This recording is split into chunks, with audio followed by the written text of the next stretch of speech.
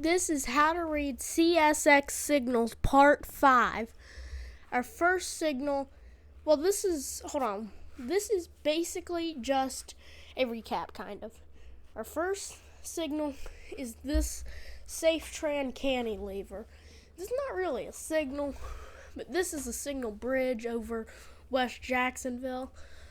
This is a 4-track cantilever, so it has 4 tracks. These are some types of cantilevers. Then I have some other stuff happening. This is over a yard. This has there's 3 heads on each signal mast, and the cantilevers are just fascinating to look at. They're just, I feel like you see more of the just normal mounted. Then you have the ones that are only 2-tracked, and this is a comparison. Look at how tiny humans are compared to this thing. I'd say they're probably about anywhere from 5'6" to 6'3", anywhere between that 1 foot radius. This thing's like 7 feet either way. It doesn't look big from the ground, but it's massive. Our next signal is a D-plate. A D-plate is a distant signal, but on other railroads that have purple, it's a derail. This is in a yard, not near us. Well, near me, we do not have this D, the distant. The next signals, these are cantilevers not into service yet. These signals turn 90 degrees or anywhere close to 90 degrees to avoid confusion. In 2016, there was a giant program to replace all of the old Seaborg system signals for PTC, positive train control, which is a big thing going on now. Our next thing is the 2 mast mounted. This is normal signals. This is before the old searchlights were put into or taken right out of service. It's sad to see those old signals fall, but new ones, positive train control, and all this other stuff has had to get them ripped out on their premium routes. Former Tallahassee Sub still has the old signals. Here is 2 types. Here's the 3 mounted for an exit of a siding or a connection track, and the signal on the right is usually for a yard, either normal speed or slow speeds. No medium speeds or limited speeds here, because that's a fixed red in the middle. You don't see those too much. And then on the left, door signals are still used sometimes in the mountains up near us, but not much, and they're replaced pretty rapidly. You don't see them anymore, really. The signal on the right, this is in the very west end of North Carolina. These are the old signals prepared to be taken over by new ones. The old signal bridge and the 3-headed searchlight would be coming down, and new ones were right there, ready to take over. Here it is about 4 months later with the new signals. This signal indication is a limited clear. Proceed at 35 miles an hour. And yes, medium is 30, and then limited's 35. There is a little different. Then you have the other side a couple miles north here.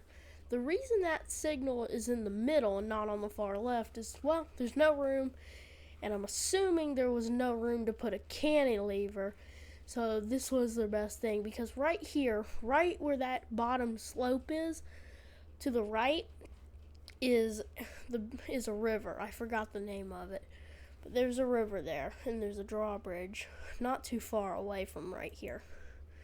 This is across the U.S., and this is in Rockford, Illinois. This is approach medium on the Canadian National, And yes, I know, this is CSX signals. This still means the same thing. Approach medium.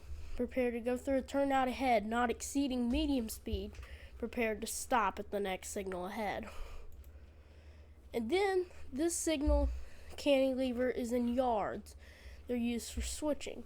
This aspect is restricting.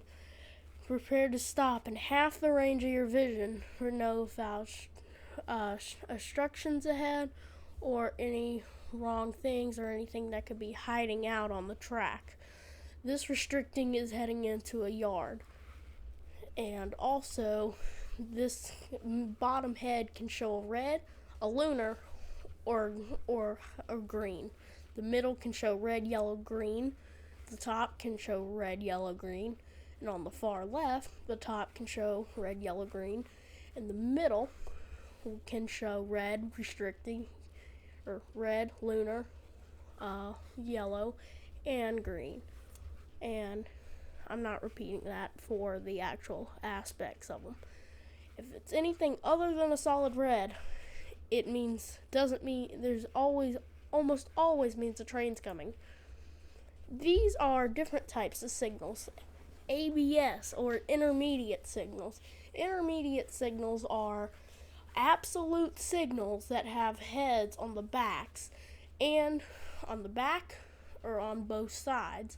This is an ABS signal, so it's not an intermediate. These are usually found in yards. This is up on the S line, just 80 miles south of Richmond. This is another siding. Some signal heads are not as tall as others. These are pretty short, but then you have some that are really tall. So that's one thing with them. Then here is a red over yellow approach medium, or medium approach. I forgot.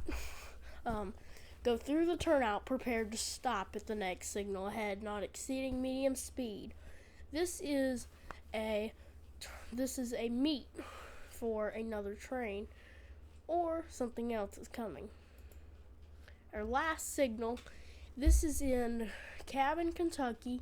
This signal, some signals here on the CSX are different. Normally you have the red on the bottom, the yellow in the middle, and the red or the green on top. Well, it's not the same with some of these other lines. Some of them have red on the top, green in the middle, yellow on the bottom, or green on the bottom, yellow on top, and red or yellow in the middle and red on top. That's same with the picture from earlier. And then that bottom can give a lunar white, but half of the time it's never actually on. This is a limited clear. It still means the same thing. It just looks different. It's the same thing. I hope you enjoyed this little 5-parted series of how to read CSX signals in 2024. This is just a little series I decided to make. See you guys in the next video. Goodbye.